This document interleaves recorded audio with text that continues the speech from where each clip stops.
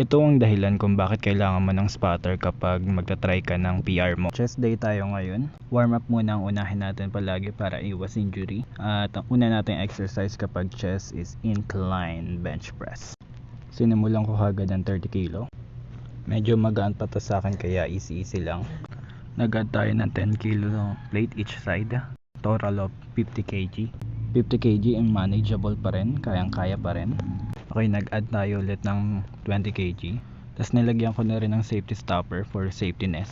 Yun! Okay, at dito ko naramdaman na di ko kaya. Natawa pa ako niyan, slide lang. Pinanghinaan ako ng loob dyan. Kaya yun, binawasan ko na muna siya. Ginawa ko na lang 10 kg para total of 60 kg. Kasi 60 kg manageable ko pa rin yan eh. Yung tinaas ko muna yan. After ko itaas yan, nagpahinga muna for 2 minutes para sa next set.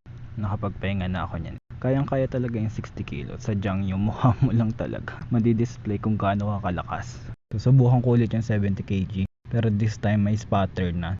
May libre ka pang motivation yan. Imo-motivate ka nila. Diba kanina nag-fail ako yan. Pero this time hindi. Kasi may spotter na ako. Hindi na ako takot. May tiwala ako dun sa spotter. And minamotivate ako ng spotter. Kaya yan. Yung mukha ko na lang yung problema ko dyan.